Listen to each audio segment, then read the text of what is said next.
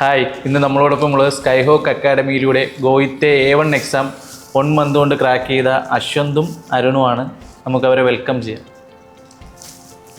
Hi hi.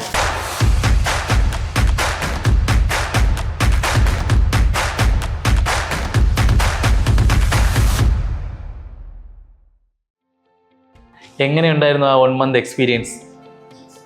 1 month നമ്മൾ ഈ exam കിട്ടുമെന്ന് പ്രതീക്ഷിച്ചിരുന്നതല്ല. പക്ഷേ ഇത്രയും നല്ല ട്രെയിനിങ് നമുക്ക് നമ്മളെ ട്യൂട്ടർ തന്നായിരുന്നു. പിന്നെ ഓരോ സ്റ്റുഡൻസിനെയും ഇൻഡിവിജ്വലായിട്ട് അവർ മാർക്ക് ചെയ്ത് കറക്റ്റ് കാര്യങ്ങൾ പറഞ്ഞു തരും. സോ അതുകൊണ്ട് 1 മന്തിനുള്ളിൽ ക്രാക്ക് ചെയ്യാൻ പറ്റി. അശ്വന്തിനും അങ്ങനെ തന്നെയാണോ? അരുണ് പറഞ്ഞ പോലെ തന്നെ കിട്ടുമെന്ന് പ്രതീക്ഷയില്ലായിരുന്നു. പക്ഷേ നല്ല രീതിയിൽ സപ്പോർട്ടായിരുന്നു ക്ലാസ്സിലൊക്കെ.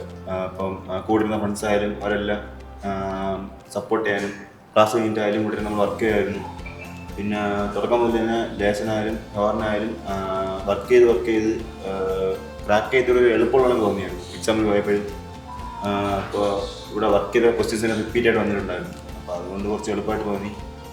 പിന്നെ സ്പെഷ്യലിലായാലും കിട്ടുമെന്നൊരു കോൺഫിഡൻസ് ഉണ്ടായിരുന്നു. കാരണം വരാനുള്ള മോഡലെല്ലാം ഇവിടെ തന്നെ ചെയ്യിപ്പിച്ചിട്ടുണ്ടായിരുന്നു. ട്യൂട്ടറൊക്കെ നല്ല സപ്പോർട്ടായിരുന്നു. നല്ല സപ്പോർട്ടീവായിരുന്നു.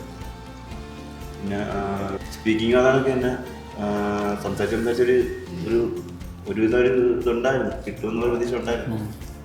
എക്സാം എളുപ്പമായിരുന്നു അവിടെ പോയിരുന്നു. അരുണിനും എക്സാം എങ്ങനെ ഉണ്ടായിരുന്നു?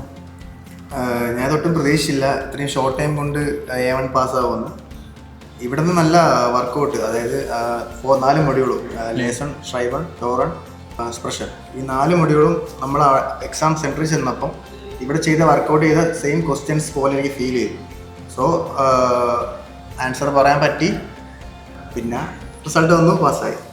അപ്പോൾ നിങ്ങൾ രണ്ടുപേരും ഇപ്പോൾ ജർമ്മൻ A1 പാസ്സായിട്ടുണ്ട്. അപ്പോൾ ഇനി എന്താണ് നിങ്ങളുടെ അടുത്ത നെക്സ്റ്റ് പ്ലാൻ?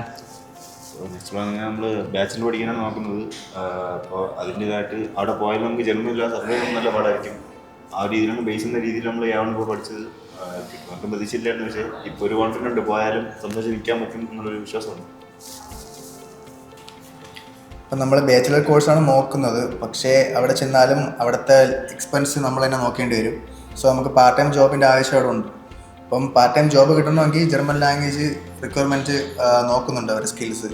സോ നമുക്കൊരു ബേസ് കിട്ടുന്ന രീതിയിലാണ് നമ്മൾ A1 എഴുതിയത്. സോ അത് പാസ്സായി. അപ്പോൾ ജർമ്മൻ പബ്ലിക് യൂണിവേഴ്സിറ്റിയുടെ റിക്വയർമെൻറ്റ്സ് ആയ IELTS ഇവർ രണ്ടുപേരും ക്രാക്ക് ചെയ്തിട്ടുണ്ട്. എബോവ് 6.5 രണ്ടുപേരും സ്കോർ ചെയ്തിട്ടുണ്ട്. അതും സ്കൈഹോക്കിലൂടെ തന്നെയാണ് ഇവർ ട്രെയിൻ ചെയ്തിരുന്നത്.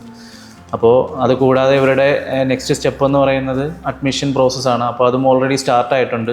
ഇപ്പോൾ ജർമ്മൻ ലാംഗ്വേജും കിട്ടിയിട്ടുണ്ട്. അപ്പോൾ ഉടനെ തന്നെ ഇവർക്ക് ഫ്ലൈ ചെയ്യാൻ സാധിക്കും.